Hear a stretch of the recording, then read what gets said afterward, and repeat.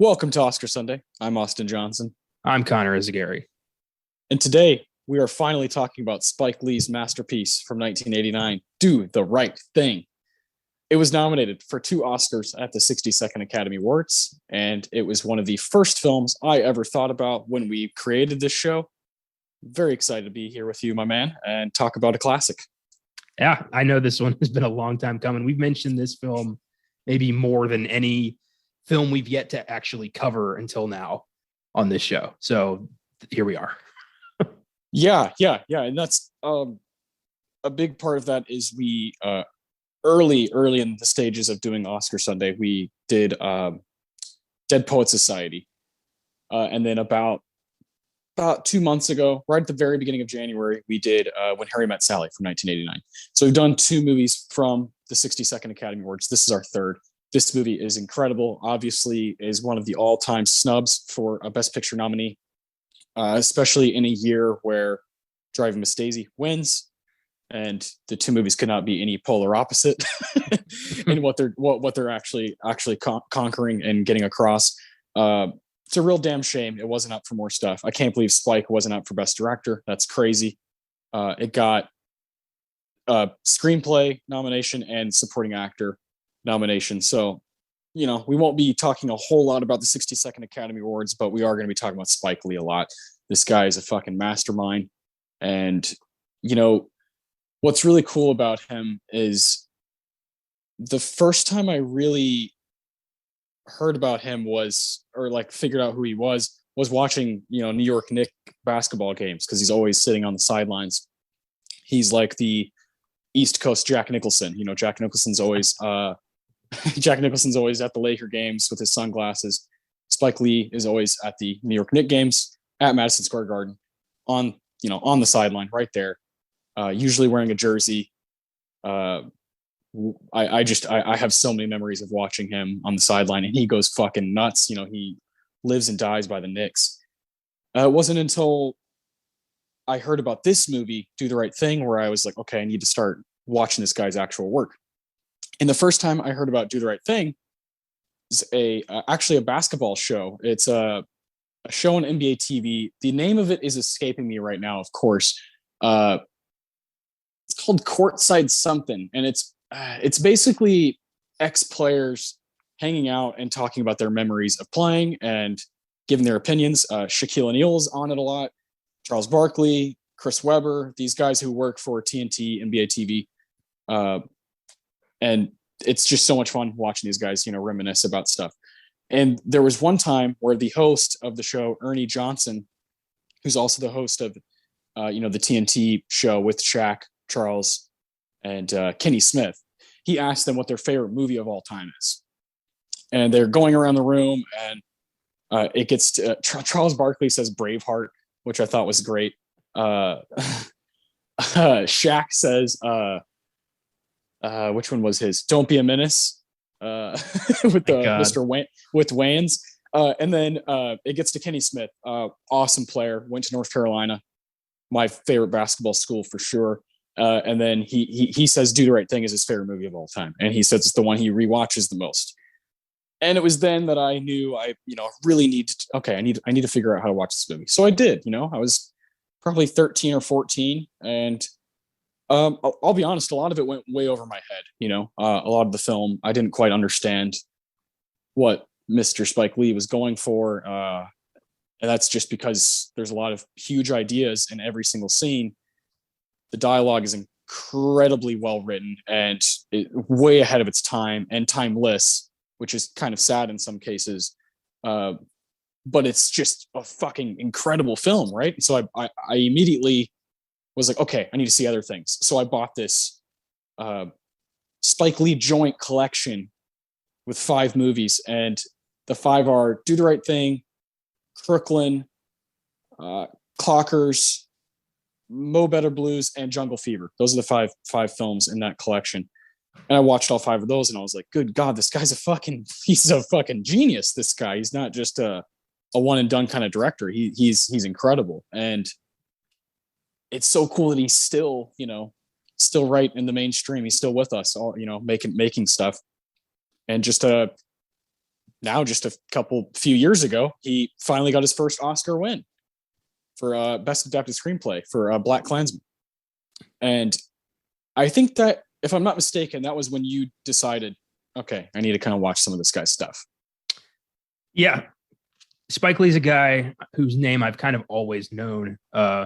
Way back when, in 2006, my mom and dad dragged me to see Inside Man because they wanted to go to the movies and I happened to be there. And what was I going to do? Wait in the car?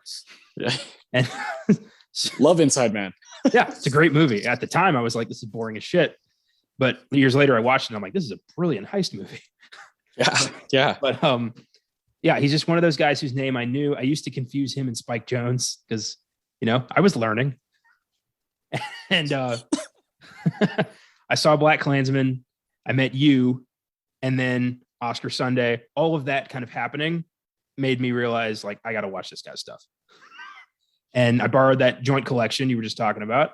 And I marathoned Spike Lee's work when we did our episode on Da 5 Bloods, which was the only time we've gone in blind on a potential Oscar nominee on this show. Looking back, I'm like, what the hell were we thinking? Well, you know what we were thinking? We were thinking Terrence Blanchard. Thank you, God.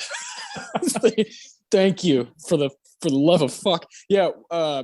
When we were first doing the show, we had the idea of doing current movies that were like, oh, these are shoo-ins for Oscars. Thank God we don't do that anymore, because in my mind, we would have done an episode on French Dispatch. God forbid, it didn't get nominated for shit. So yeah, we only go to the past now. That was the only time we ever did a current movie, was Da 5 Bloods. And it would have looked so weird to just have like the sea of gold and then just one blank spot on our catalog. I'm so glad Terrence Blanchard got that nomination. Yeah. Well, anyway, I ended up watching most of his film. There's still a couple like little ones that are kind of hard to find that I haven't seen yet, but the bulk, like every movie that people talk about with Spike Lee, I have seen. Yeah. And I got to say, I think he is more miss than hit, but when he hits, Jesus Christ, does he hit? It's really impressive. And I'm glad we're here to kind of bring all that back up, because it's, just kind of been sitting around in my head for almost like 3 years now. Yeah. Fucking A. I agree with you. I think he is a relentless filmmaker, and sometimes that can come back to bite you in the ass, where like his batting average is not the greatest. I think I generally like more of his work than you do, but I'm with you, man. There's some movies that I've seen of his that stand out as like, whoa, what was that? That's not the work of a great filmmaker. But again, like you said, his hits are fucking hits. and we're definitely going to be talking about some of those today. We're going to do a top 5 Spike Lee directed films here in a little bit. We're going to briefly look at the 62nd Academy Awards, and then we're going to give our own awards out to Do the Right Thing. So Spike Lee, his first nomination is Do the Right Thing for Best Screenplay. And then later in the 90s, 1997, his documentary Four Little Girls is up for Best Documentary. Then he wins an honorary award in 2016 because, the Academy just does this where they don't treat the best filmmakers the right way. And they're like, oh shit, here you go.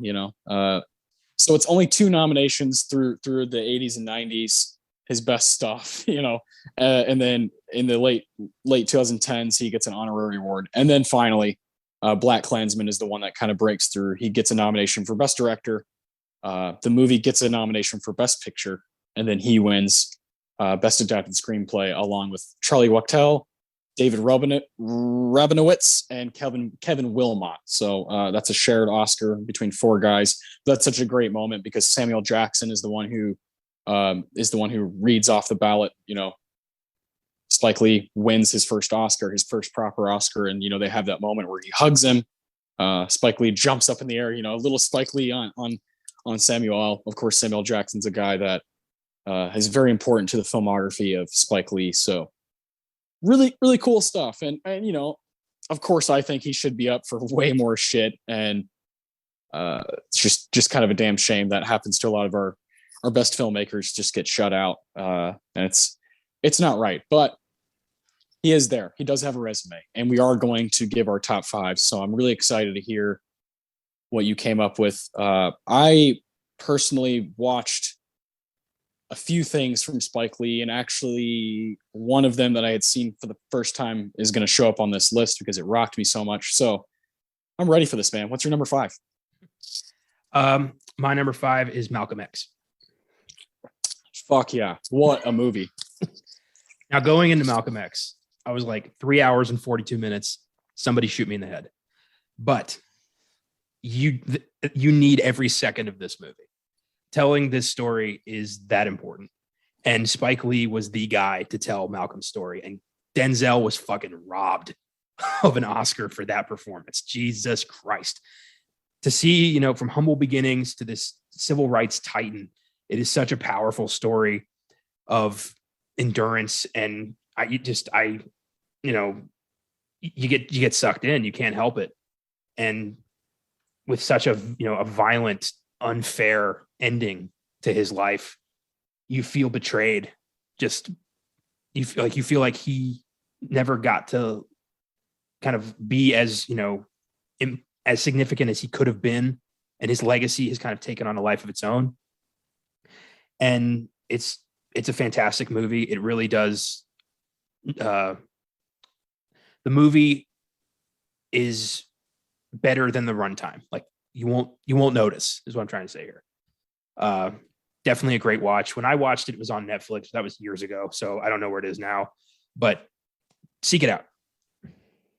Yeah. Well said. I think a lot of biopics, they have the biopic disease where they commit to that 2-hour runtime and they try to fucking crunch in all this stuff about someone's life, and you just can't do it that way. I think Spike knew deep down, all right, if I really want to tell the story of Malcolm X, I'm just going to have to fucking go for it. And nowadays, it would just get released on HBO as a 4-part miniseries, like each thing being an hour long. And that's just how it would be. We'd all accept it. We'd all be okay with it. Be like, oh yeah, it's just, each one's an hour. They're episodes. But when you do sit down and you see 3-hour, 40-minute film, oh my God, it's daunting, but it is so worth it. It's on HBO Max right now. Oh, good.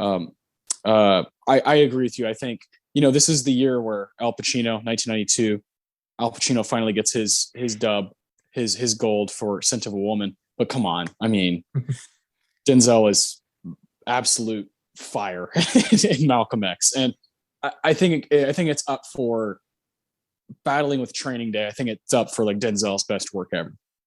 Well, Malcolm X also is, Spike Lee's known for challenging, like for very challenging stories and for making people uncomfortable with his work. And I think the Academy has always kind of had a beef with him because of that, because Malcolm X is another film that got shut out apart from Denzel's nomination, and I think one for costume design, which doesn't make any sense. Everybody's wearing a fucking suit. So it feels like it should have had more attention. And that's a trend that just continues throughout Spike's entire career, is quality work and nothing to show for it. Yeah. Well said. Good fucking movie. My number 5 is the film I watched for the first time this past week. I am on a mission to watch everything the guy's ever touched, Spike Lee, and I'm not quite there, but I'm very, very, very close. There's a few outliers that I have not been able to get access to. But this one is on Criterion right now, and it's called Get on the Bus from the late 90s. I think 1996. I think Spike Lee was in a great place in the 80s and 90s and was a creative mastermind. Get on the Bus is very much right up my alley. It's a film about a group of men that are riding on a bus from Los Angeles to Washington, D.C. to attend the 1995 Million Man March. this is a fascinating time for, I think Black men figuring out who they are and where they fit in society and how they have to stand up for what they want to believe in. And this movie kind of puts all of that on the chopping block, uses a lot of dialogue as these guys are pretty much on a bus the entire film. And the cast is fucking bonkers. That's my favorite thing about it for sure. It's these Spike Lee mainstays who just all shine so bright. Ossie Davis, Andre Brower, who's awesome. I think that guy's so fucking underrated. Richard Belzer, DeAndre Bonds, Thomas Jefferson Bird, Hill Harper, Albert Hall, Wendell Pierce, who's fucking amazing. Isaiah Washington. Harry Lennox is amazing in this movie. I really, really, really like this one, and I was surprised that I liked it so much that it stole a spot. I really hope people seek it out. I think it's one of the lesser seen Spike Lee films, but I think it's a top tier Spike Lee. I think it's one that just challenges ideology through and through the entire film, and I really like it. I think, Connor, you would really, really like this movie. I think it's a very important look into a specific time in history, specifically American history, and some of the stuff that it deals with as far as race goes is surprisingly refreshing and very challenging, and I like that about it. I love that about Spike, that he's consistently challenging his own thoughts and the thoughts of people that he looks up to, and I adore that. I think that's one of his best traits as a filmmaker. So yeah, Get on the Bus, check it out, 1996. Well, I have seen Get on the Bus, and oh fuck yeah, and I did like it a lot. Back when I was doing my Spike Lee marathon, when we recorded our Defy Bloods episode, Get on the Bus was my epilogue. I was like, wow, okay, we already did the episode. I don't have to keep watching Spike Lee, but I was like, you know what? It's on Netflix. Give me one more. Come on, give me one more. There you go. I didn't know that. Okay, yeah, that's cool as shit. It was really good. It was a really cool, innovative, dialogue heavy film that I thought was very tame, like Spike Lee kind of simmering down a bit, and I liked that. It was a nice change of pace. Yeah, it's not so much. It's not that school days fucking in your face, like screaming at you. It's more like let's think together and fix it together. And I really liked that. Thought it was really good. Yeah, I think it should be talked about more when you talk about Spike Lee. Yeah, I think so too. I mean, if you're going to write that much dialogue, like, how do you not get, if you're not, he should have so many screenplay nominations. I mean, not necessarily wins, but nominations. This film is written by Reggie Rock. It's not, Reggie Rock by the Wood this is an incredible screenplay. And I was shocked that it wasn't Spike Lee. Apparently they worked together closely on it, but the single credit is given to Reggie Rock. So that's cool. Yeah, right on. Didn't know that. My number 4 is Defy Bloods. Very nice. Okay. His most recent film, released in 2020 on Netflix, right around the time of the, I think the riots had just happened at the White House. So everything was pretty fucking heavy. And then here comes Spike Lee with a movie about black soldiers in Vietnam. And I'm like, all right, Spike, help me forget this crazy shit. And it is such a strong movie. My favorite ever performance by Delroy Lindo. Oh, dude. Yeah. Delroy was straight up robbed of that Oscar. Dude, when I saw that, I'm like, he's going to fucking win. And then me too. Like the entire award season, I was like, did you fuckers even watch the movie? God damn it. But yeah, this was one of Chadwick Boseman's final performances. It's such a cool war movie. You got Jean Reno as like a arms dealer. Are you kidding me? Like, this is an awesome movie that just happens to also be very retrospective about the Black experience in Vietnam and the horrors these guys are living with. It's some of his best work in years, I think, Spike Lee. And I really I'm looking forward to like him building off of this next phase of his career. Yeah. Yeah. I think it is definitely one of my favorite films of his from the past fucking 10, 12 years. I responded definitely to Defy Bloods. And yeah, thank God for Terrence Blanchard. I know. who is you can't talk about Spike without talking about Terrence. Terrence is the composer for so many of his works, and the guy's a freak of nature. Just understands like exactly what we want to feel when we're watching these movies. And Defy Bloods is right up at the top for Blanchard's work. Yeah, straight up. And also, alongside that, a killer Vietnam era soundtrack of music by like Chambers Brothers and other artists. And just, it's a great Vietnam movie. And, I'm a sucker for a good Vietnam movie. Yeah, same here.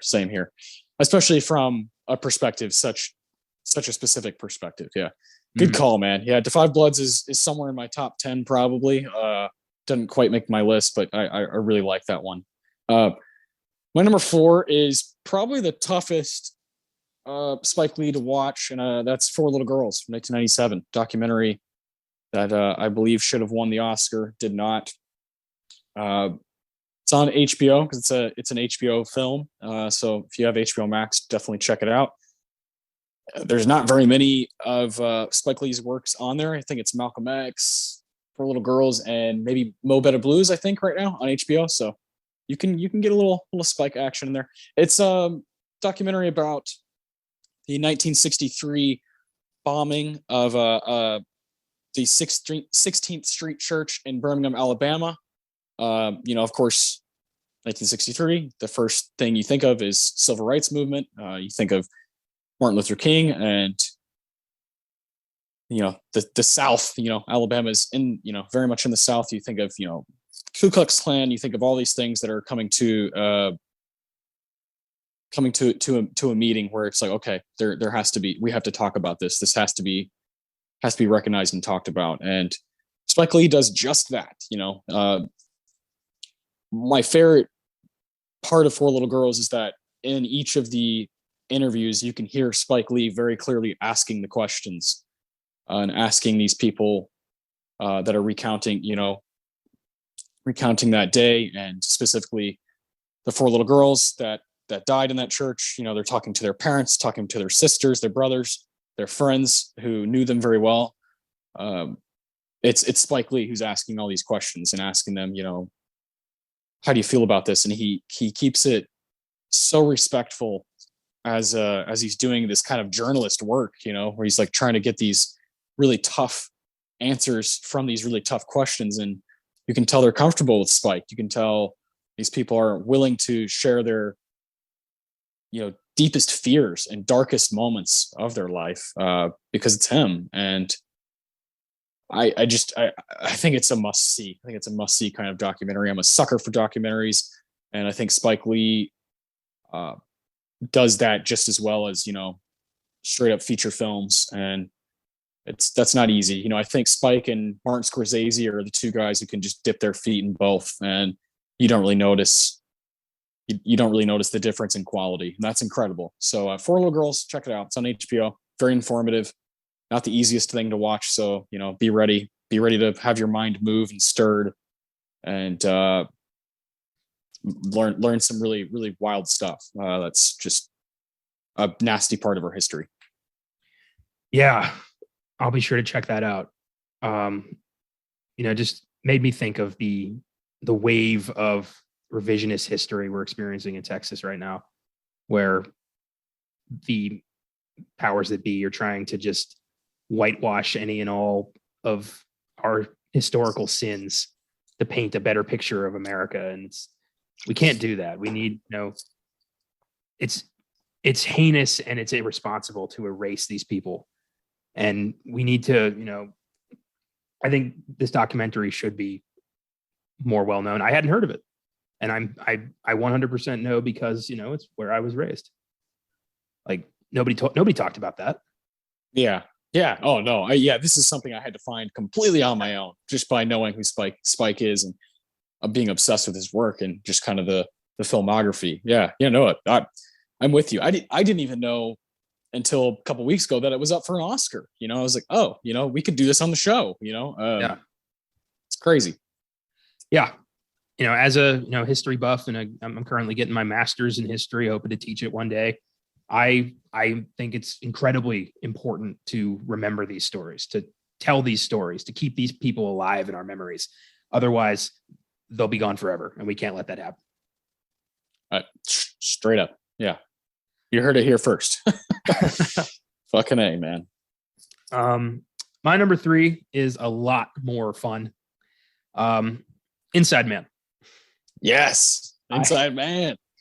It's nothing like, it's so outside his wheelhouse. It's got like, it's just a badass heist movie. It's Denzel Washington versus Clive Owen with like old Nazi Christopher Plummer stuck in the middle of it. It's a crazy movie. Clive Owen is so brilliant. Like you know from the start, like he's going to get away with this. You don't know why, but you just feel like nobody can stop this guy. And yeah, it's just watching these guys kind of go head to head and never actually meet is really cool. I love his like Indian soundtrack he uses. It's a cool blend of like many different cultural influences to make this cool, unique heist movie that has never left my mind, even though like I saw it for the first time and when I didn't give a shit about anything that wasn't like Star Wars and Spider-Man. So, but it's stuck in my head and I've seen it many times since, and it's a great watch and a really cool movie and a good introduction to Spike's work. If you don't want to go straight into the hardcore shit, this is a good place to kind of dip your toes in the water. Yeah, I 100% agree. I think Spike, one of those key factors to him having the career he's had and had these many different kinds of films is his willingness to work with writers, to work with people who are not his own, that aren't, it's not his own writing. Inside Man screenplay is written by Russell Gurwitz, and he also wrote Righteous Kill. So clearly the guy, likes to do certain things. And that's important as a filmmaker to be able to go out of your own lane and not have control of every little bit of the story, but just have your own take on it. And Spike has that. He has that in his bag as a director that, okay, I read this screenplay. It's really, really fucking good. I think I have an eye for it. And Inside Man is awesome. Super rewatchable. Definitely recommend this one. It's on something. I just can't fucking remember. I was looking at what's available for Spike Lee, and it's like, if you have all the streaming services, you can fucking marathon so many of his movies right now. And that's really cool. I love that he's just kind of in the fucking, in the ether for fucking, being able to watch his films and go back and study his work. And Inside Man, good call, man. I had a feeling you were going to have that one. Yeah, I like what I like, and I like to make that known. I like a good heist film. Nothing wrong with that, man. My number 3 is your number 5, Malcolm X. Yeah, I don't think there's a whole lot more we need to say about it. It's just his lights out stuff from Spike and Denzel, some of his best work of all time. I adore this movie. I respect the hell out of it. It is one of those biopics where you watch it and you immediately are like, okay, I need to read more about him. I want to learn more about Malcolm X. I want to learn more about the process of this film being made. Great stuff from Angela Bassett. Great stuff from Delroy Lindo in this movie. Fucking hey, this is a really, really cool movie. The screenplay was written by Arnold Pearl for this one, and hats off to that guy. I mean, what more can you want from somebody? He's the dude who wrote fucking Fiddler on the Roof. So like the differences in his work is pretty fucking amazing. So yeah, I highly respect Malcolm X and think it's pretty much a must see. Wonder if he's ever written a screenplay that was under like 300-400 pages. Okay, we could look. That's the one that stuck out to me was Fiddler on the Roof, because we've talked about that on this show and we both were pretty fucking surprised by it. True, but it was also like 3.5 hours long as well. Yes, it was. Let's see. A lot of TV work in the 60s, 70s. Not The Sheriff, a TV movie. Yeah, I don't know. I mean, that's kind of his claim to fame.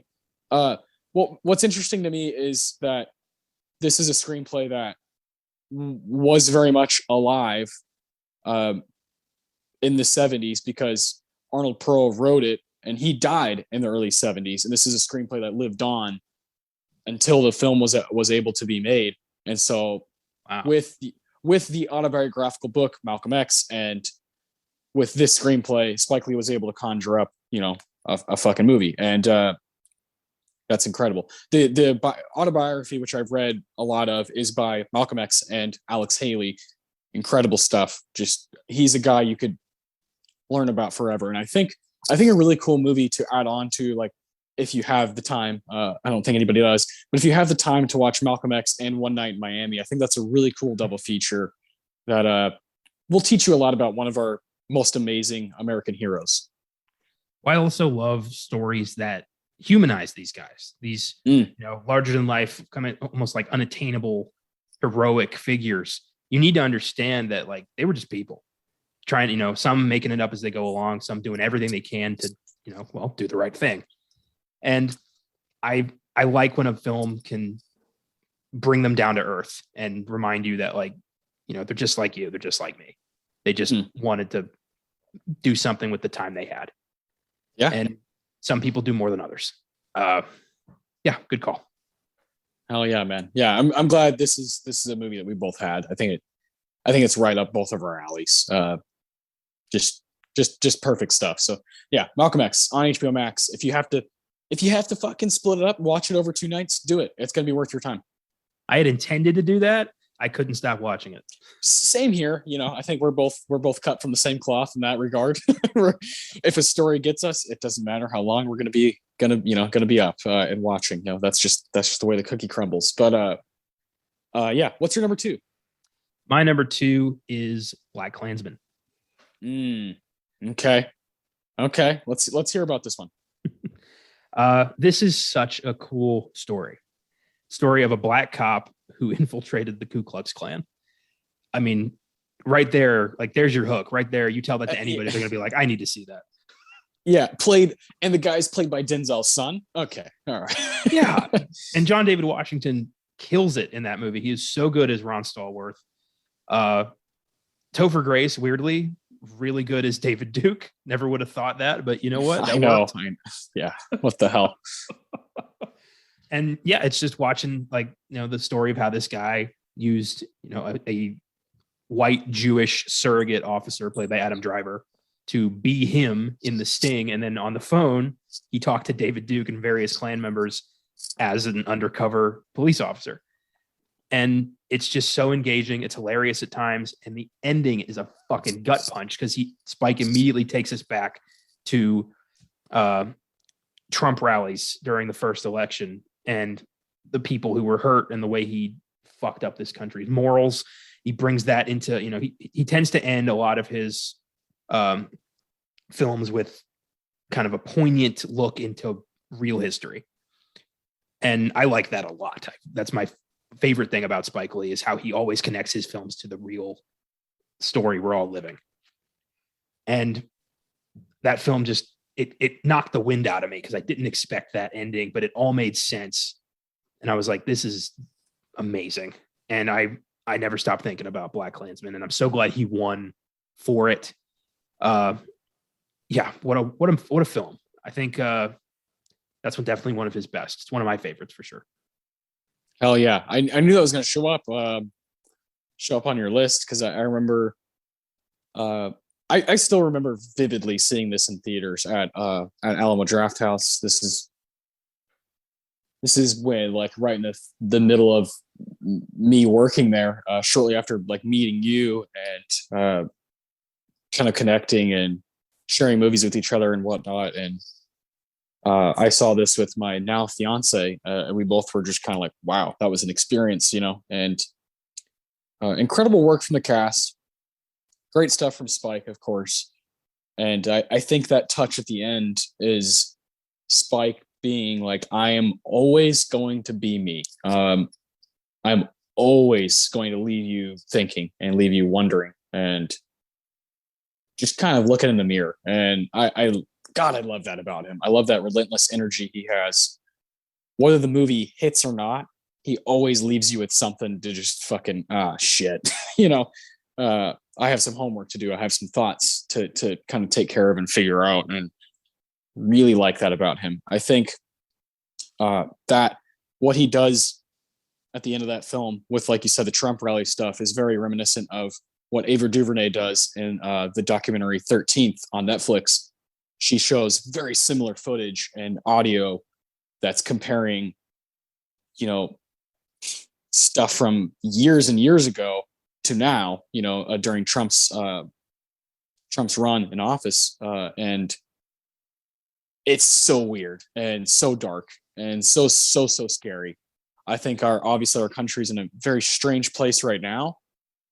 But good God, it was dark a few years ago. Like you said, with our morals just being in the gutter. So yeah, I like when filmmakers do their job and call that stuff out.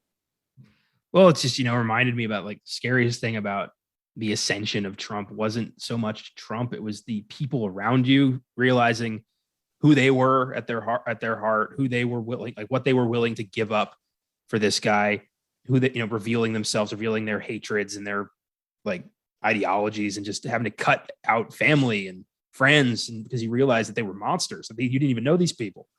Like, that was the scariest thing about all that, man. And that still happens. Like, that's, it's ongoing, because that shit is just there. It's around us now. We're in a cloud of fucking hatred I've never experienced before.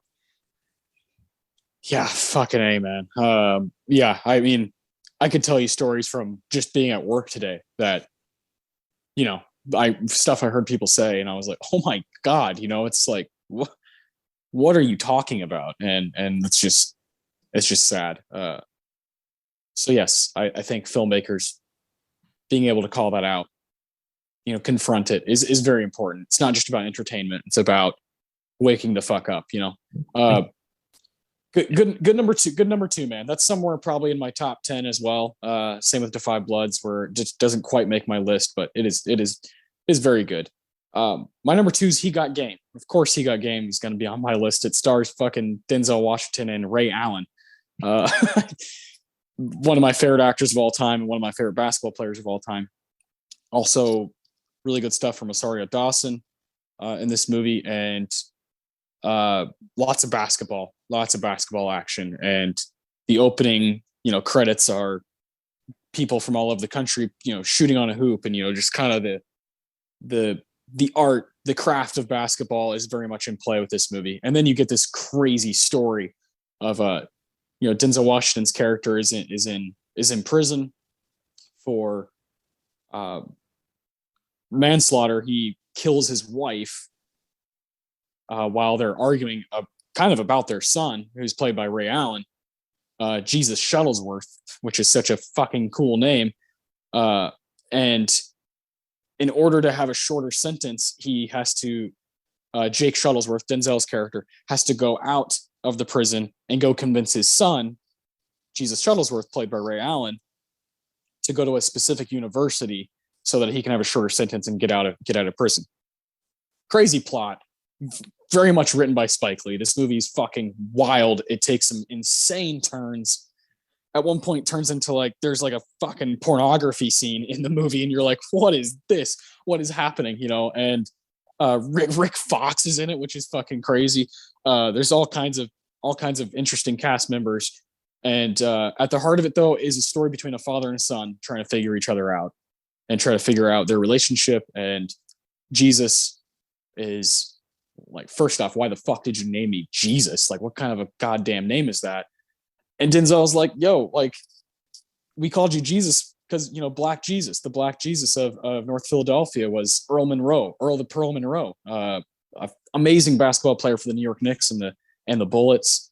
And it was really cool that they, clearly Spike Lee just knows his shit when it comes to basketball. So he used all these cool things that, if you're a fan of the game, it's going to reward you even more. And I saw He Got Game at way too young of an age. I watched it at my grandparents' house when I was a kid. I had no idea it was a Spike Lee movie. I had no idea. I was like, oh my God, what is this? There's shit in here I should not be watching, And I still very much stand by that. I think there are movies that you shouldn't see as a kid, and I think He Got Game is one of them.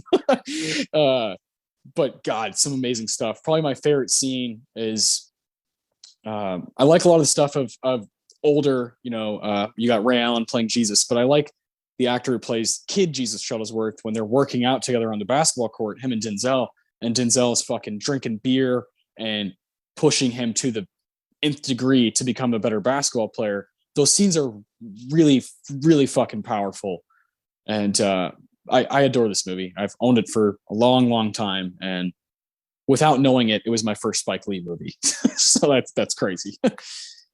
This is one I was not able to get to before, when we did the initial marathon, and has always kind of just been hovering over there as part of my like unfinished business. Like if I died tomorrow as a ghost, I'd have to watch that movie to cross over. You would, you would, because guess who plays the warden in this movie? Ned Beatty. Oh, fuck. He's not in it a lot, but oh my God. And then Jim Brown plays one of the cops, one of the parole officers who is helping Denzel find where he's going to be, find his son and all that stuff. Rosario Dawson plays the girlfriend of Jesus Shuttlesworth. Her name's Lala in the movie. Mila Jovovich plays a hooker in the movie that Denzel Washington becomes entangled with. It's fucking incredible. The cast is crazy. Bill Nunn plays Jesus Shuttlesworth uncle. Come on, like what more can you want? John Turturro. How could I forget? John Turturro plays his coach. Like, fuck out of here.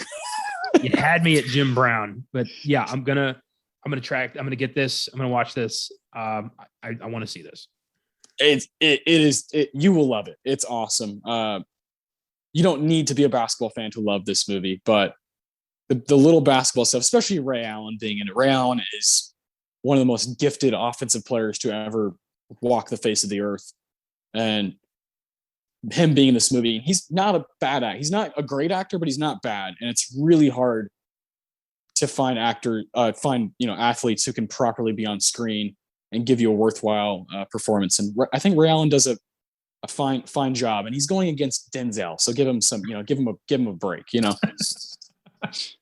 Yeah, I mean, that's got to be tough. Not only are you acting for the first time, you're acting next to fucking Denzel Washington. Yeah, 1998 Denzel Washington. Like, you can't get much more, fucking popular and huge as 1998 Denzel. Good God. Yeah, I think I saw part of it on TV once when I was a kid, and I remember thinking like, why would somebody name their kid Jesus? I remember thinking that as a kid. I was like 10 or 11 years old. Jesus. Yeah. At one point, his mom is yelling out his name. Jesus. All the kids are making fun of him because his mom's screaming Jesus. She sounds like a crazy lady. And he's like, God damn it. It's great. Yeah. I love this movie. I thought you had seen this one. I thought you watched this back when we did Defy Bloods. No, I couldn't get a hold of it in time. It was, I ran out of time. I think it's on something right now as well. Actually, this might also be on HBO Max. This might be the other one I was thinking of on HBO Max. Yeah. Checking right now. Yeah, a lot of his stuff is, I know, Do the Right Things on Peacock right now. Peacock, so yes. That. He Got Game is not on HBO Max. Okay. The French Dispatch is, though. Just saw that. The fuck. Shut out by the Oscars. I'll never be okay with that. How can you give Grand Budapest like 14 nominations and not one for French Dispatch? Not one. How can you suck West Side Story's dick again and give nothing to the French Dispatch? What happened to originality? God damn it. Yeah, the movies that I've seen from 2021 that I it just does not make any sense that it's not anywhere is Dispatch and Last Duel. Like, what the fuck? The Last Duel, 20 years ago, you guys would have been stroking the shit out of The Last Duel. I guess Ridley Scott pissed off a lot of people with those later Alien movies. Yeah, apparently. Ridley Scott doesn't give a shit anymore, which is awesome. All right. Number one. Where did we go? To me, regardless of how many Spike Lee films you've seen, no matter how many Spike Lee films Spike Lee is going to make, there is only one logical number one, and it is Do the Right Thing. Yeah, obviously that's what I have as my number one. Yeah. Yeah. This is his definitive film. It represents everything his career has like tried to do. It's the perfect film to represent Spike Lee as a writer, as a director, as an actor. And it's almost like it makes more sense now in a weird way. Like, this is a film that just kind of has a life of its own now, and you can apply it to so many different generations and it makes sense. And that's really fucked up, but that's the truth. And it's really good. Damn it. I've seen it twice now and it's fucking gold. I gotta say, like, there's no fat on this thing. It's a streamlined story. It's a perfect, just, boiling point, explosive film with a great cast. And I think I read that he wrote it in like 2 weeks, which just makes me fucking jealous as hell as a writer myself. Like, how do you conjure this kind of magic in 2 weeks? Yeah, this is undoubtedly his best work, and it feels right that we're finally doing it on the show. It's so clear that a lot of this film is autobiographical, and yeah, you couldn't write it that quick. You couldn't do it unless those characters were just fucking booming out of you, and God, Spike Lee, I would love to know, like, at this time, Spike was born in 1957. So, he's 32 when Do the Right Thing comes out. And I would love to know just what was it like to know while you're writing it, while you're kind of figuring out the, ins and outs of the film. And he had to have known, like, I have a fucking masterpiece in my hands right now. And every character is superbly written.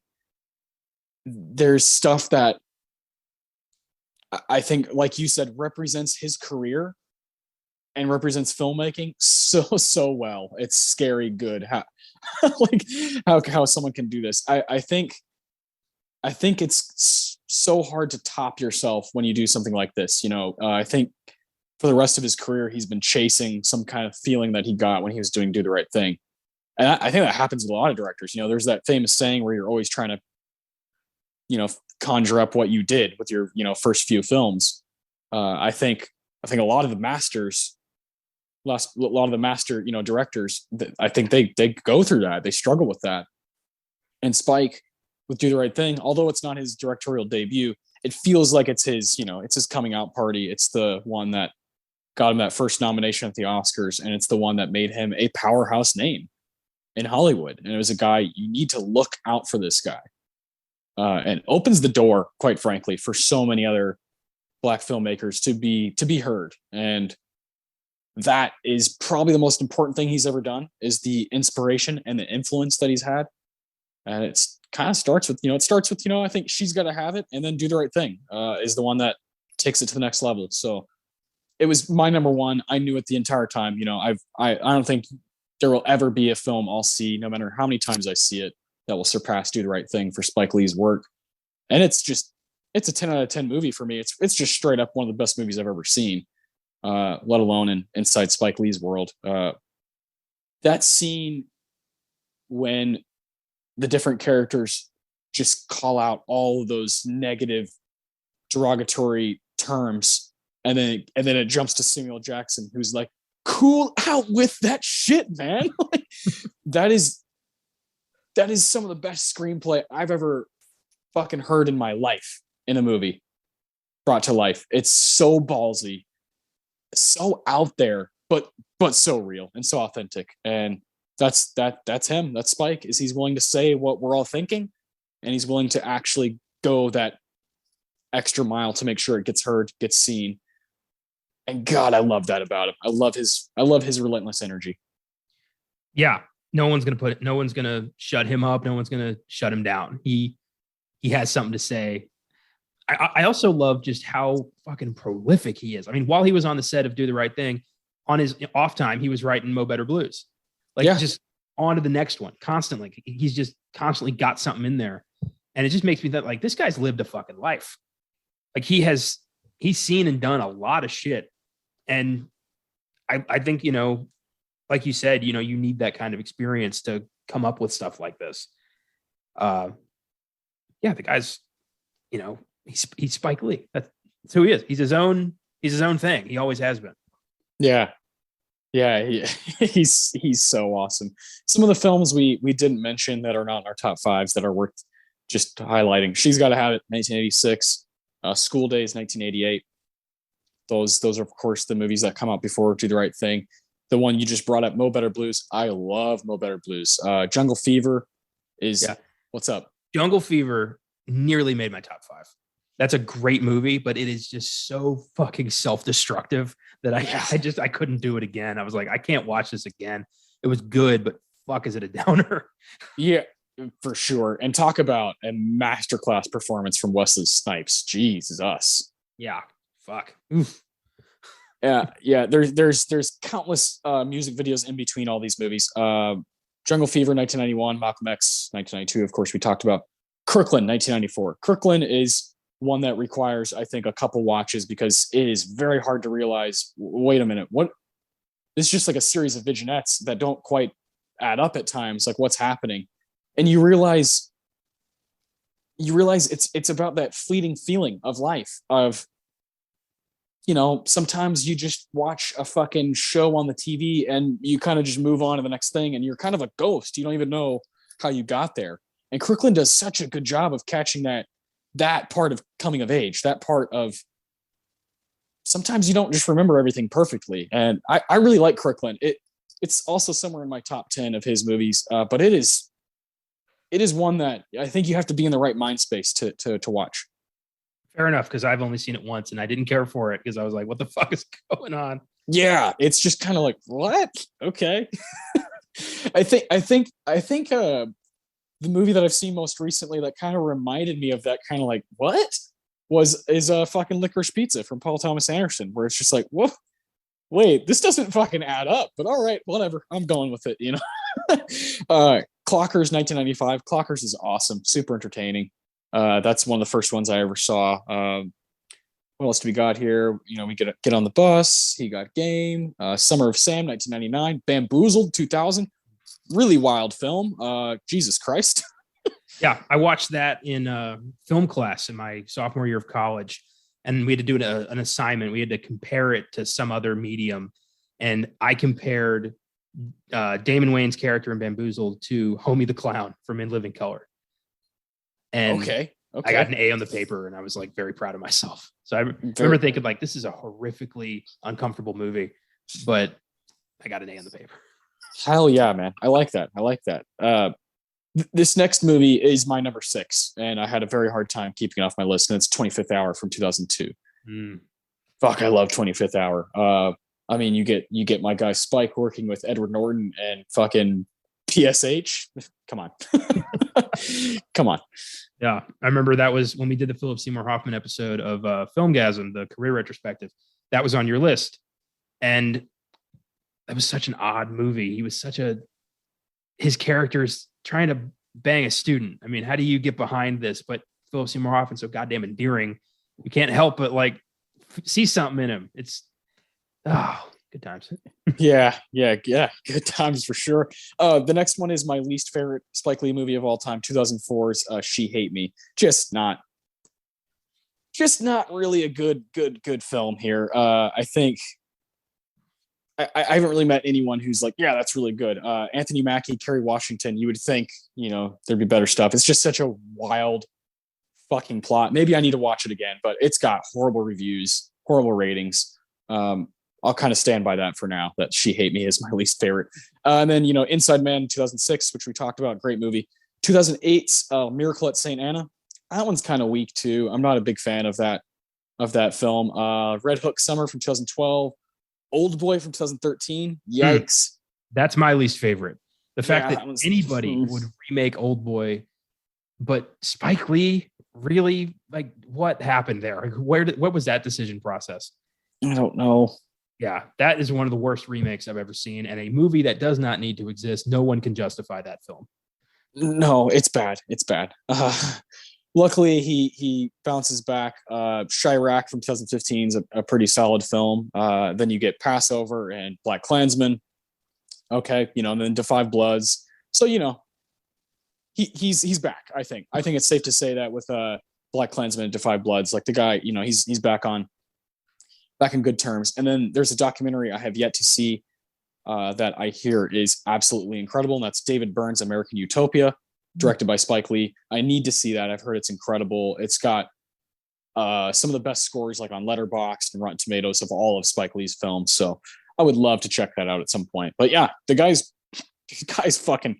We're just talking about his feature films here, and documentaries. I mean, the music videos, the shorts, the commercials. He just hasn't stopped working for the past fucking 35 years. So hats off to him. He's incredible. It was about time we really talked about him. Yeah, back when we did The Five Bloods, we were still figuring the show out. Didn't really have a big format. We were kind of just winging it. It's good to kind of do right, Do the right thing. Yeah. Exactly. And so let's go over some 60-second Academy Awards shit here. I really like the screenplay group, but I want to look at Best Supporting Actor first. This would be that's pretty cool that Denzel won that year. Denzel Washington got the win for Glory. Then you have Danny Aiello for Do the Right Thing. He plays Sal of Sal's Famous Pizzeria. Dan Aykroyd for Driving Miss Daisy. Marlon Brando for A Dry White Season. What the hell? Martin Landau for Crimes and Misdemeanors. Yeah, this feels right. I think Denzel is awesome in Glory. It's a really good movie. But Danny as Sal is a very interesting character study. True. Yes. I also find it kind of ironic that the only cast member nominated from Do the Right Thing is the white guy. But yeah, that's a little fucked up. Yeah. I have not seen A Dry White Season or Crimes and Misdemeanors, but the fact that Brando and Landau are here, that's some gravitas. I don't know if Danny Aiello is the guy I would have picked from the cast for this nomination. Oh, hell no. Like the cast at large. I don't want to step on either of our Philip Seymour Hoffmans, but there are like 8 people who could have been up for this movie. We could table that for sure. Dan Aykroyd, I love you, but go away. Yeah. What the fuck? I would rather see Jack Nicholson for the Joker in that fucking spot or something like that. Fucking A. Yeah. I'm thinking Ethan Hawke for Dead Poets or Jesus. Yeah. Or Defoe for Born on the 4th of July. Okay. I like that. I would like that. Defoe, I think, already has 5 nominations. Let's get him a 6th. Why not? Yeah. Ethan Hawke. Yeah. He's a guy who knows what it's about. And he's amazing in that movie. He brings me to tears every time I just see him in that movie. And then knowing what came after in his career is like, this guy, is this guy my dad? I fucking love Ethan Hawke. Everything he touches is gold for me. I have no qualms with that. Or just for my own personal pleasure, Sean Connery for Indiana Jones and the Last Crusade. Nothing wrong with that either, my man. How about Bruce Dern for The Burbs? No argument here. I'll take that. Oh yeah. It's so Beautiful. Good. I love 1989. We've done Dead Poets, we've done When Harry Met Sally. We talked about those movies and what it should have been up for and whatnot. But Do the Right Thing is just a slew of stuff. And I think the performances are the first thing you look at, other than Spike. Like, how is he not just straight up for Best Director? It's stupid. And how is it not up for Best Picture? Whatever. Screenplay. Here is a group. Good God. Dead Poet Society got the win. Tom Schulman. Very good. Very, very, very, very good screenplay. Crimes and Misdemeanors, Woody Allen. Do the Right Thing, Spike Lee. Sex, Lies, and Videotape, Steven Soderbergh. And When Harry Met Sally, Nora Ephron. This is as good as it can get right here. This is a good, solid group. I don't need to take anything out. I don't need to put anything in. I'm okay with these 5.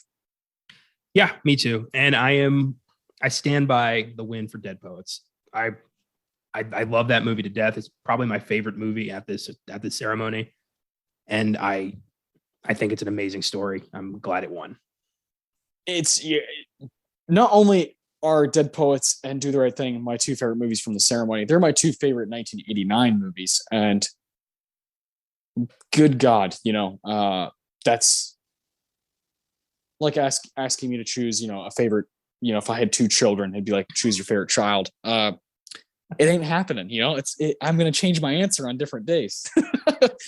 I love Dead Poet Society. I think I would give my vote to Do the Right Thing. That's really hard, And how crazy is it that these are both original screenplays? How talented these guys are, and how wicked important both of them are, and how much they have to say. Do the Right Thing, of course, encapsulates so many things about our country, and Dead Poet Society is about being yourself and doing what you want to do, and grabbing life by the balls. And they're both, I think, complete must sees. For anybody who even says I like movies. I think those have to be somewhere at the top of your list for American films. You gotta watch them. And if you're a cinephile, get out. You have to see these movies. And then, When Harry Met Sally is an absolute diamond of a screenplay. So this is a crazy talented group. It's really cool to see Steven Soderbergh get in there right at the beginning of his career. So I like this a lot. And then you got Woody Allen, who's kind of been there forever, and is probably the weakest out of the group. Yeah, he's just like gross now. Like, I don't really want to go into Woody Allen because that means I gotta learn, read about all the nasty shit he's done, and I don't want to deal with that. Yeah, we have yet to do a Woody Allen film. Is that right? There's just this cloud hanging over him of dirty old man that I just don't want to touch. And all of his movies, kind of have this like older guy, trying to seduce a younger woman thing going on. And I don't like that. Yeah. One day, of course, we're going to have to do Annie Hall as a Best Picture showdown. Yeah. I kind of like some of his movies. I remember when we did Back to the Future, we talked about Purple Rose of Cairo. Yeah, that wasn't too bad. That was pretty good. That one's pretty good. I'm a fan of Midnight in Paris. I like that movie. Yeah, that's one of his recent ones that I dig. My favorite thing about Purple Rose of Cairo is I like to think about that segment on Saturday Night Live, the Chris Farley show, and Chris Farley has Jeff Daniels on, and he's like, "Do you remember Purple Rose of Cairo? Do you remember making that movie?" And Jeff Daniels is like, "Yeah." And Chris Farley's like, "Do you remember when you come out of the movie screen and it's black and white, and then you come out and you're in color?" And Jeff Daniels is like, "Yeah, I do." And Chris Farley goes, "That was awesome." I always think of Chris Farley when I think of Purple Rose of Cairo. God, I love the Chris Farley show segment. I love the one he did with Paul McCartney where he couldn't feed himself. And he's like freaking out. Yeah. Do you remember Beatlemania? Yeah, Chris, I do. That was awesome. And he's grabbing his pants. Chris Farley is like so uncomfortable and sweating, and that's some genius stuff. The Chris Farley show. Anytime I can get a chance to shout Chris Farley out, I'm gonna fucking take it. Love that guy to death. But yeah, Woody Allen. It's crazy. We got from Woody Allen to Chris Farley. This group is really good. And not taking anything away from Tom Schulman, but if I had a personal vote, it'd probably go to Spike Lee. I figured we've been kind of there since time immemorial, and I don't think anything's going to change that. No, probably not. What would be really funny is if one day I rewatch Sex, Lies, and Videotape, and I'm like, wait, no, I've been wrong this whole time. I finally watched Crimes and Misdemeanors, and I'm like, what have I been? All these wasted years. I'm like Squidward eating a Krabby Patty. Like, what have I been doing with my life? Yeah. Woody Allen becomes your favorite filmmaker ever. Separate the art. You just lose your mind. Yeah, that's great. I love that. So without stepping on any of the performances, what else should Do the Right Thing be up for? Best Picture, Best Director, anything else? Film editing for sure. Okay. Cinematography, perhaps. Yeah. Um, Picture, yeah, kick driving Miss Daisy's ass out of there. Do the right thing in there. I agree with that. Yeah. This is I like this group. I really like My Left Foot. Field of Dreams is decent. Dead Poets is awesome. Born on the Fourth of July is pretty cool, and Driving Miss Daisy is just kind of like whatever. It's kind of just fucking forgettable. So seeing Do the Right Thing in there would be nice. But if it was our world, it would look something like fucking Indiana Jones, Batman, Do the Right Thing, Dead Poets, The Burbs. Yeah, you're not wrong. But it's not our world; it's the Academy's world, and that's how we get to do this show. So we get to complain about it as well. Which, by the way, we don't talk about the current Oscar stuff very often, but what they have done recently is a goddamn shame. Why would you make it seem like 6 or 7 categories are the most important? We know they are. We know those are the ones that people are going to really remember and memorize.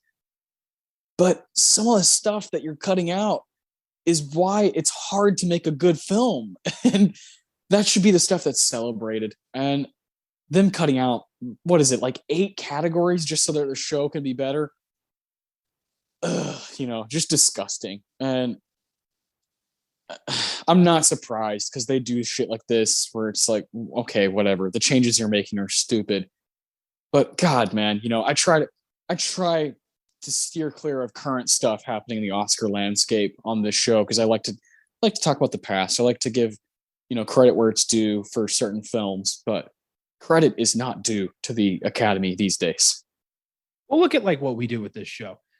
Imagine how limited our pool would be if we just restricted it from like picture, director, acting, screenplay. None of the other categories count. If we did that, yeah. Like I wouldn't want to do this. Like, well, yes, say goodbye to Undefeated. Say goodbye to Fight Club. Say goodbye to Rango. No, I don't want to say goodbye to those. No, every statue matters, and they all are a piece of a film. You need every one of these pieces for a movie to work. And saying that basically implying that you hold certain parts to you hold them sacred over these other ones. It's a disgrace to the people who worked hard on these films, to the film editors and the visual effects guys and the composers.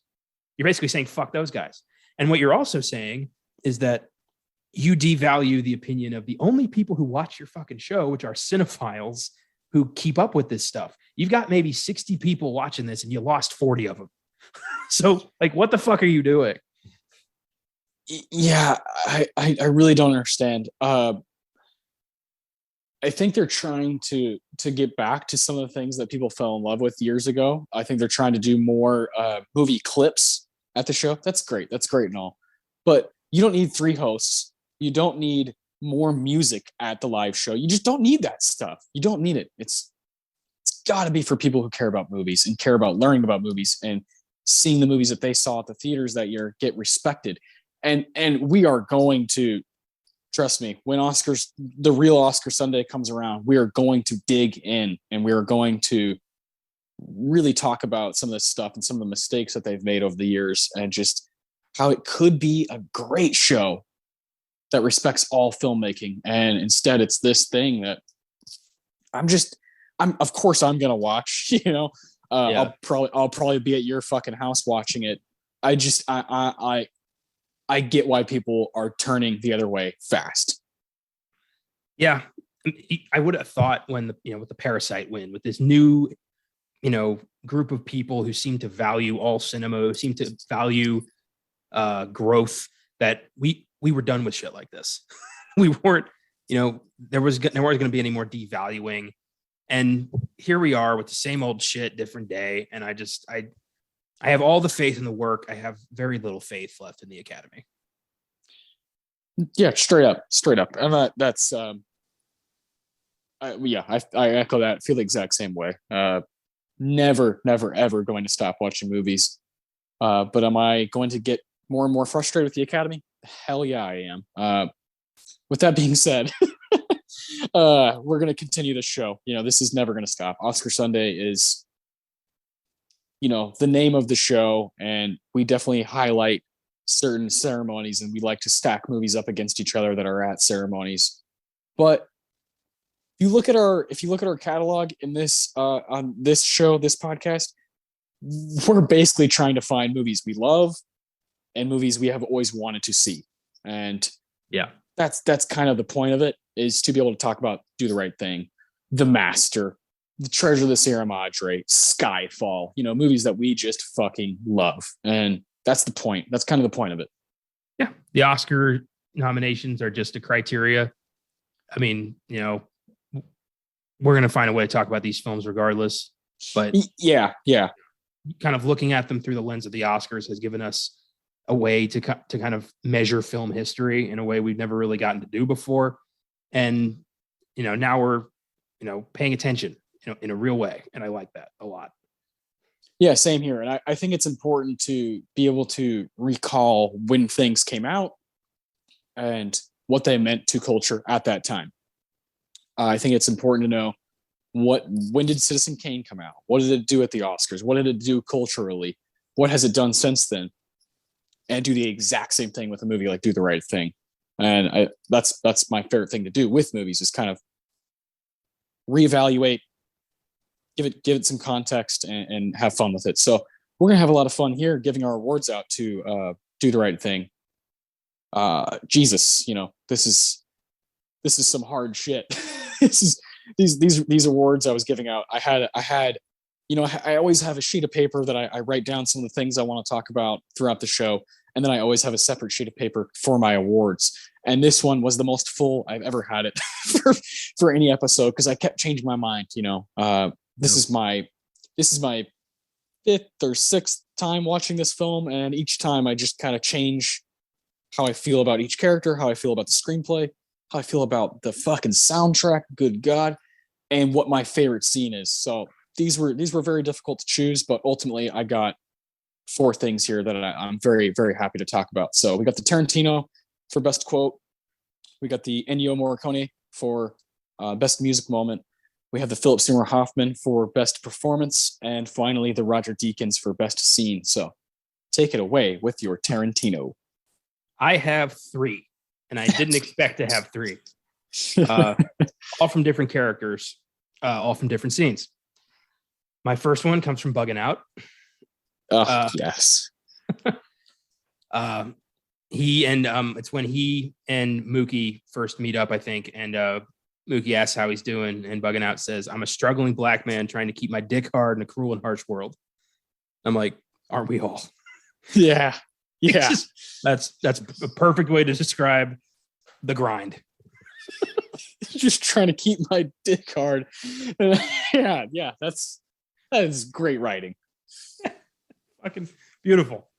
My second one just made me laugh because I've never heard this in a serious movie, and I laughed my ass off. It's from Vito, and he yells, "Hey Mookie, forget about it."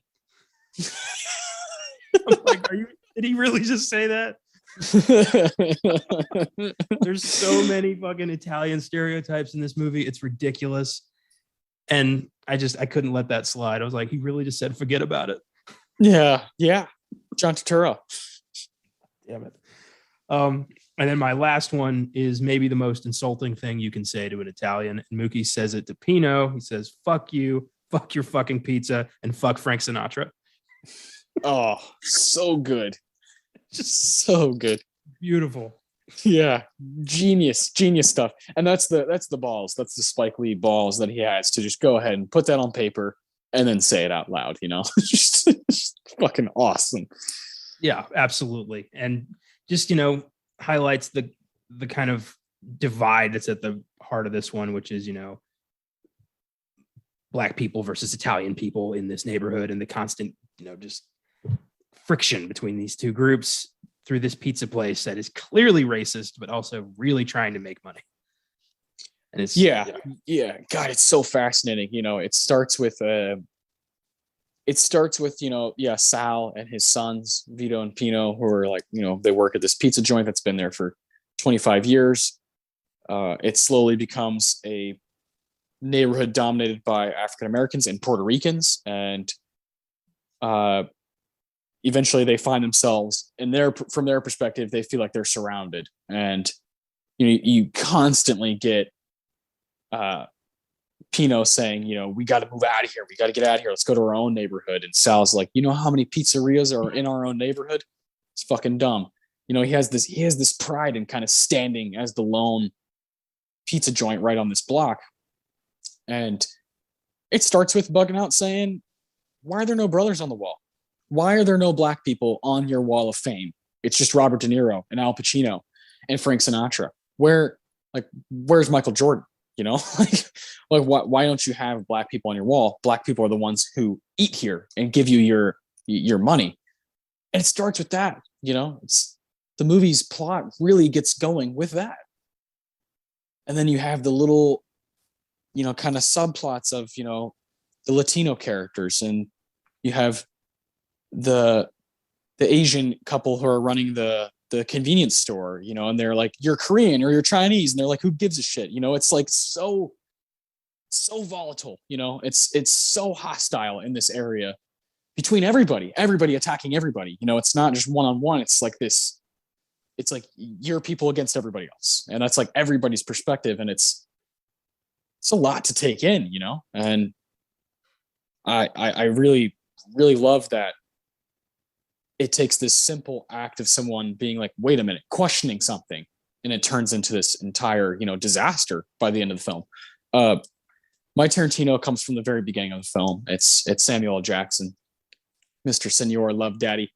And he says, wake up, wake up, wake up, up you wake, up you wake, up you wake. This is Mr. Senor Love Daddy, your voice of choice, the world's only 12-hour strong man on the air. Here we are on We Love Radio. 108 FM, the last on your dial, but the first in your hearts. And that's the truth, Ruth.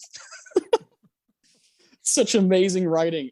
Love Daddy has the best shit to say. I love when he goes through the long list of musicians, black musicians and black, politicians and civil rights leaders and athletes. It's so fucking cool hearing him, go from Miles Davis to Michael Jordan to Prince to Charles Mingus, to all these incredible people who have given so much to culture, specifically black culture. And I really, really like all that stuff. Love Daddy. I love when he says, whoa, cool out with that shit, man.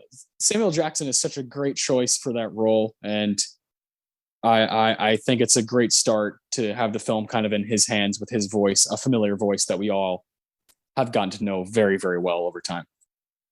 I had a feeling you were going to go with something Senior Love Daddy said. I don't know why, but I had this feeling in the back of my head, like, I think he's going to go that way. Yeah. I love Spike Lee's use of the term wake up. I love it. I think it's a cool, like rehash thing over and over in his films. And there's always a good touch. One of the things I almost included, but I felt it was my Tarantino was starting to get a little stuffed. I had to cut some stuff, but I had a lot more than 3. Yeah, I understand. It's when Bugging Out is constantly telling Mookie, stay black. Yeah. I love that. Keep your eyes open. Like, don't, you're not, like, Sal does not think of you as a son, no matter what he may say. Like, that's not your team. Like, be aware of that. Yeah. Just comes back in the end. Good stuff. Yeah, really good. I love when Love Daddy says, your Love Daddy says, register to vote. The election is coming up. I fucking love that. I love those little, it's like he's this commentator. I love, he says, the color for today is black. That's right, black. So you can absorb some of these rays and save that heat for winter. So you want to get on out there, wear that black and be involved. Like, so cool. Fucking Love Daddy's the man. I love talk radio dudes in movies because I always think, like, if I'd been born in the 80s, it's exactly what I'd be doing with this is talk radio. Yeah, doing the yin and the yang, the hip and the hop, the stupid fresh thing, the flippity flop. Oh, I have today's forecast for you. Hot. That's the truth, Ruth. Yeah. Oh, I love that. I love when he says that's the double truth, Ruth. It's so cool. Samuel Jackson's the fucking man, and he pops up in so many of my favorite fucking movies ever. Yeah, respect the hell out of that dude, and this performance is really good. Oh yeah, very cool, good stuff. All right, Ennio Morricone. This is an award dedicated to music, and Do the Right Thing does such a good job of making you feel whatever song is playing.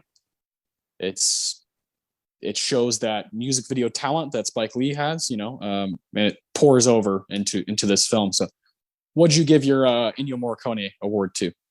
I knew this was going to be something involving Public Enemy. I just had to pick my scene, and it's the opening credits with Rosie Perez dancing around to Fight the Power. Same here. Yes.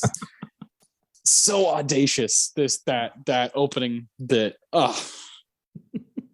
I looked into the backstory of Rosie Perez because this was her debut.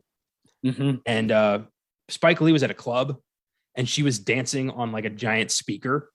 And he was like, she's probably going to get hurt. So he intervened and was like, lady, you should probably get off that. She's like in her thick Puerto Rican Brooklyn accent was like, fuck you, man. Like super drunk. And he was like, I love your voice. Do you want to be in my movie? And that's how Rosie Perez got an acting career. Yeah. Here, still working today. Rosie Perez is great. She's a one of a kind of actress, and having her just dancing in these different outfits at the beginning, and the lighting, the music, everything about it is such a powerful introduction to any film. And it's Spike Lee. Spike Lee's kind of fucking signature is just doing shit that's out there in the middle of his movies, at the beginning of his movies, at the end of his movies. You're just kind of like, what the fuck? But you can't look away, and of course, Fight the Power is a big part of this movie. Public Enemy. What a cool fucking rap group Public Enemy is. And I love that Fight the Power, Radio Raheem. I love that it's used throughout the film. I love that Radio Raheem is a question at one point, like, don't you got anything else on there? He's like, I fucking love Public Enemy. Public Enemy is my shit. He's like, come on, like, it's so cool. I love that. Shout out to Chuck D and that song specifically. Yeah, my parents were big rap fans, so 90s hip hop especially. So growing up, I always heard Public Enemy. Fight the Power has been in my head since I was 2. So I'm sure that has a lot to do with who I am today. But yeah, I love that song, and I love using that song to illustrate a point. And Spike, maybe better than anybody, uses music to illustrate a point. Well done. And also, after I watched It Could Happen to You, I really fucking hate Rosie Perez. It's got nothing to do with her personally, but her character in that movie was the most toxic psychopath I've ever seen. So it's hard to get away from that. I recommend watching that movie. Well, there you go. That's the sign of a great performer. Yeah. Yeah, for sure. Awesome, man. Yeah, I love that we both went. I had a feeling it's hard to deny that opening scene with Rosie and Fight the Power. Philip Seymour Hoffman Award. This is the one I'm most curious about because you just got a fucking gauntlet of incredible, character actors and performers here. So who wins this movie from a performance standpoint? From a performance standpoint, it's an actor. I didn't realize who it was until I saw the cast list, and I'm like, holy fuck, that guy's got range. Giancarlo Esposito as Bugging Out. That's what I chose. Are you kidding me? Yes. Oh my God, Bugging Out. Yeah, Bugging Out. Bugging Out wins the movie for sure. Giancarlo Esposito, and of course, you and I are both huge Breaking Bad fans. And to see him at this age doing this, working with Spike and playing this character Bugging Out, which of course Bugging Out is this incredible term. A Tribe Called Quest makes a song in the 90s named after Bugging Out. And this is a performance to behold. I was going between a few characters, but I could not get Bugging Out of my head. The fucking hoops that he goes through as a character, and the range he has in this movie is crazy. From the comedic timing to the end of the film when you're like, oh my God, that guy just made me cry. I fucking love this performance. I am literally rocking a Breaking Bad t-shirt right now. Yeah, yeah. I came here to represent Giancarlo. I honestly, I didn't realize until I started watching Spike Lee's films that Giancarlo Esposito has been around forever. I thought he was like a recent addition to culture with his character of Gus Fring, but no, this is just the latest in a long line of unforgettable performances that this guy has done. Yeah. And I'm so glad I've gotten to see these. And Bugging Out is such a cool character. He's one of the few guys to, fuck with the status quo and question, what's going on in their neighborhood, and he fucking pays for it. It's really sad, but I do love his, attempt to make his point known, to make a stand. And also, like you mentioned, he's also really fucking funny at times. Just saying, like the whole bit when he goes after the white guy for scuffing his shoes. Oh my God. Yeah. He's like, why don't you go back where you came from? He's like, I was born in Brooklyn, and everyone goes, ah. Oh yeah. God, that scene is incredible. You got the white guy, fucking Clifton is his name, and he's wearing a Larry Bird shirt, and Bugging Out's like, yo, you almost knocked me down, man. The word is excuse me. Not only did you knock me down, you stepped on my brand new white Air Jordans that I just bought, and that's all you can say is not excuse me. And the guy's like, what, are you serious? And he's like, yes, I'm serious. I'll fuck you up 2 times. I love that shit. I love when he says, who told you to buy a brownstone on my block in my neighborhood on my side of the street? Oh, man. I love how Spike goes out of his way to make this guy like the whitest dude in the world. I mean, he's a freckled ginger named Clifton with a Larry Bird jersey on. I mean, good Lord. Yeah, and he's got high shorts on. He just got done cycling. It's like all these just white things like that are happening. Like, how does this guy not burst into flames the second he goes outside and the sun hits his skin? Oh my God! Great. I did not think we were both going to go Bugging Out, but we're on the same fucking wavelength so often.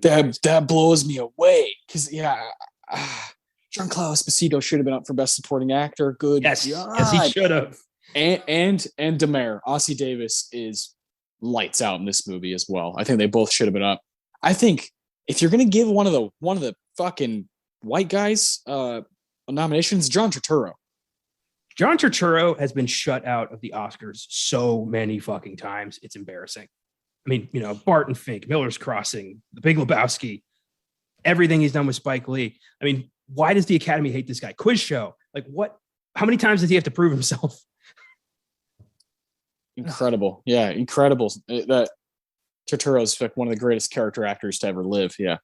And he is scary in this movie. I think a lot of people have something to say. I think Spike Lee as Mookie is a really good performance for lead actor. I kind of like everybody in it, but there's something about Giancarlo that he's who I think about. I love Bill Nunn as Radio Raheem. Good God, of course, Bill Nunn is someone that I just kind of got acquainted with the fucking Spider-Man movies, Sam Raimi Spider-Man movies, and then you get older and you realize, oh, these guys have a whole career. I kind of love that about watching movies. Giancarlo, though, it's just after watching Breaking Bad and seeing this guy's range, that's the transformation part that got him the PSH for me. Is like, this is the same man. This is Bugging Out, and it's Gus Fring, and it's the same guy wearing both those costumes, and I can't fucking comprehend that. Yeah, I also thought about like kind of an underrated performance in this movie is Ruby Dee as Mother's sister. She's got some crazy things to say and some stuff that kind of sticks with you after the film's over. And Ruby Dee's a fucking legend. I really like the 3 guys that are just hanging out. Robin Harris as Sweet Dick Willie, Paul Benjamin as ML, and Frankie Faison as Coconut Sid.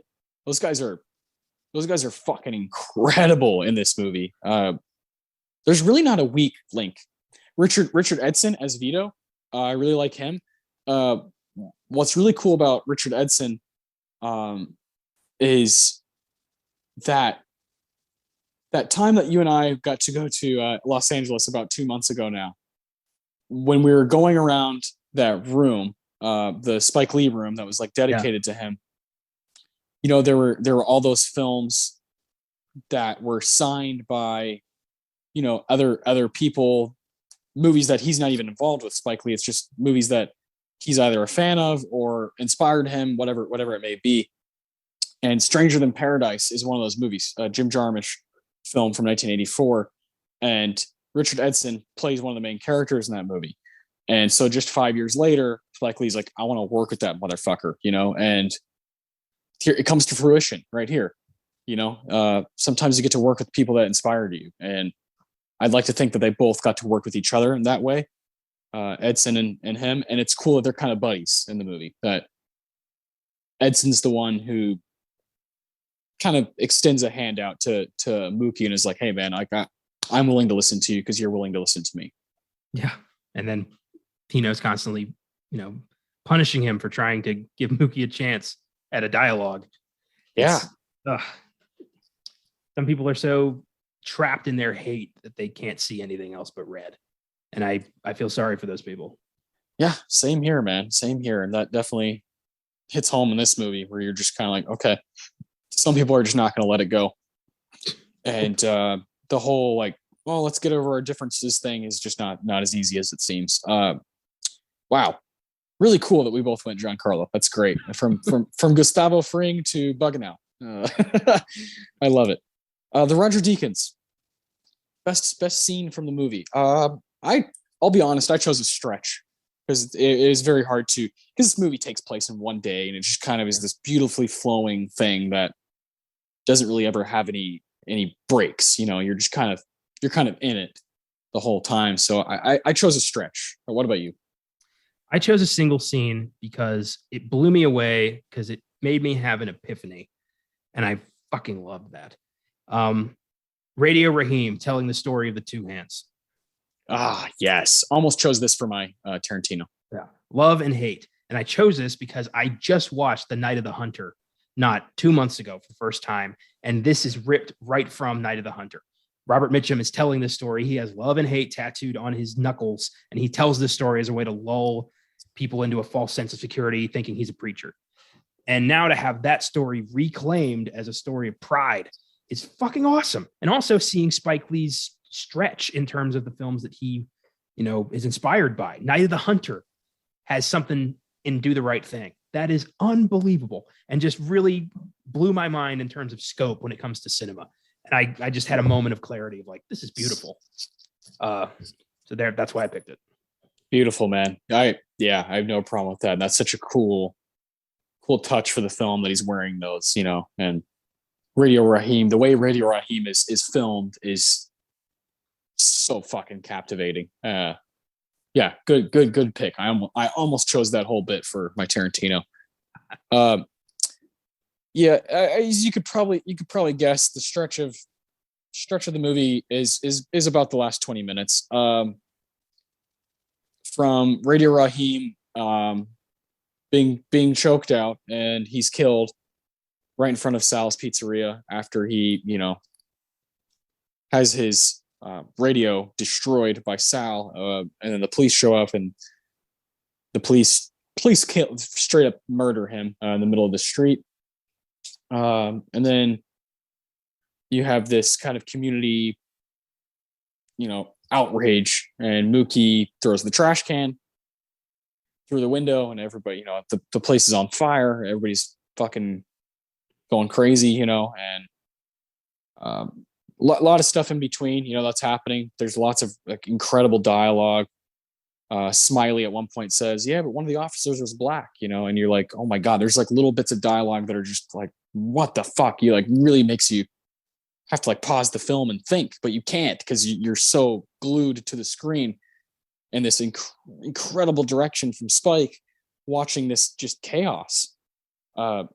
It's all of that, and the last little bit that I am just completely rocked by is when Smiley goes back in to Sal's and puts the picture of Martin Luther King Jr. and Malcolm X on the wall of fame next to all the white Italian Americans. And that's all I wanted, is a little recognition, a little inclusion. And because of that, because of bugging out and Radio Raheem being like, what the fuck? Like we want recognition. We want to feel included. We want to feel like we're a part of our community when we go eat pizza. People die, people go to prison. And that just feels far too real to, things that have happened in modern society. And the fact that Spike Lee was able to capture that at the time for it to be really relevant and for it to be relevant now is probably not something he was going for, but he could see happening. And, then his character Mookie wakes up and is like, I'm going to get my motherfucking money. And he goes, and him and Sal have this really intense dialogue about money and about how Sal built the place with his bare hands. And, he walks away. He gives him $500, but he gives him $200 back. And he says, now I owe you 50. And Sal's like, are you fucking kidding me with this shit? And he's like, no, I'm a man of my word. Like I got what my salary for the week is $250. Now I'm going to fucking move on with my life. And, then the film ends and you're kind of like, okay, what am I supposed to do now? And then it fucking punches you in the face again by showing the Malcolm X quote and the Martin Luther King quote back to back, and how these two, fucking titans of the civil rights movement, how even their ideas and philosophies clashed at times, and that it feels like sometimes doing the right thing is by everyone's own definition. And, that's some powerful shit to put in a movie. And Spike Lee has not really been topped since in this kind of a subgenre of talking about black and white issues and American issues. And Spike's kind of the king of it. So I think that last 20 minutes is just like balls to the wall, like jaw on the floor, incredible filmmaking, and extremely important to watch. With all the context that comes before it, this movie is pretty much perfect. And I couldn't stay away from that. I couldn't choose one thing. If I were to choose one, frame, it would be Smiley going back in and putting the picture on the wall. Smiley, this character who stutters nonstop, and everybody's like, get the fuck out of here, Smiley, and he's the one who's like, this is all we wanted, is that. And just so sad that it started out just bugging out saying, hey man, can you put like a few black people on the wall? That's it. That's all we're asking. And you get this whole thing. And that's what happens in real life. I got the vibe Sal was not charging white people $2 for extra cheese. Yeah, no, not at all. It's specifically Radio Raheem and the way he comes at him. Yeah, if you're like submissive, he'll be like, yeah, you're cool with me. If you're not, he goes back to like his roots, his DNA of being just prejudiced as fuck. Ugh, yeah, I figured you were gonna go with that stretch because it's so significant to the movie. So I felt comfortable getting to have my Night of the Hunter moment because I figured we'd be going there. That's cool as hell. I also really, really dig some of the little bits, like when Demare goes into the convenience store and he's looking for Miller High Life and he's like, what the fuck? Asking a man to change his brand of beer is just wrong. Those little bits, they're so authentic. And that's the best shit from Spike Lee is his ability to seamlessly put characters that obviously are real to him onto the screen. And that's why it's so impactful to us, because everything they're saying is like, oh my God, I can picture someone saying that. And that's like the beauty of filmmaking is every now and again, it's not just entertainment. It's like, whoa, I feel like I'm here. I feel like I'm there. And Spike will do that to you. Yes, he will. Yes, he will. One of my favorite little moments is during the burning down of the pizzeria when they start turning their sights on the Korean convenience store. And the one guy is like, I'm black. Like, no, like and they're like, you're not black. But then one of the guys is like, you know what? You're all right. And they just walk away. Yeah. Like it's such a moment of like, you know what? Maybe there's something to that. Like you're not, you're not the enemy, so to speak. Yeah. Yeah. Well, yeah. Like, let's let it slide. Let's let it go. That's very real. That's a very real thing. That's a very real way of people act. Like, let's turn our attention back to the enemy and not get distracted. That's it's yeah. God, do the right thing. We could have a whole, fucking show just dissecting what this movie's trying to tell you and what it's trying to do, and the performances and Spike Lee, of course. One last question. Do you subscribe to the theory that Mookie threw the trash can because he turned on Sal, or he threw the trash can to save Sal? Oh man, that's tough. That's really tough. I think Mookie does his best throughout the film to hold it together, to play along the lines of staying black, but also, hey, this is my job. This is how I get paid. Yeah. And this guy pays me my weekly. This is how I survive. And that's a whole nother fucking study you could do about people who feel like they're trapped somewhere because this is where I get paid. So I kind of got to do what they say. When he throws the trash can, there's definitely a sense of, I'm fucking sick of this shit. But there's also, like you said, the underlying of, because when he throws it, he just sits back down on the curb next to his sister and is like, just watching the chaos, watching shit burn, So I think there could be some truth to both, but I don't know, man. I don't know if I could ever. I might have to see it a few more times to really figure that out, I think the fact that he threw it and then went and sat back down, coupled with the film's title, Do the Right Thing, I think he realized in that moment, like, this mob's going to kill them. And he had to divert their attention. I think that's what it was. But, next time I watch this film, I could think something else. Yeah, I've heard people say the whole point of the film is that no one does the right thing. And everyone lets their demons, like, just take over. Yeah, that's a whole nother. Hope we're better than that. God damn. Yeah, you could talk about this movie forever. The Letterboxd reviews are fascinating. Most people are just praising the hell out of it, but people have their interpretations, and I could definitely sit on there forever, especially when it's a movie that's this big and means this much to culture and to society. So yeah, Do the Right Thing. Like you said, it's on Peacock. It's available, all over the place though. You can find this movie to own pretty much anywhere. So definitely buy it if you don't have it. I know both you and I have it on our shelves, and it's not going any fucking where. So this was a blast. Obviously a tough film to talk about, but also an amazing film to talk about. And that's sometimes the point, is to go to the tough places and figure out what you love about something. But next week we're going to be changing up the pace quite a bit. I'll start by saying tomorrow on Sneak Preview, we will have an episode on Studio 666 and No Exit.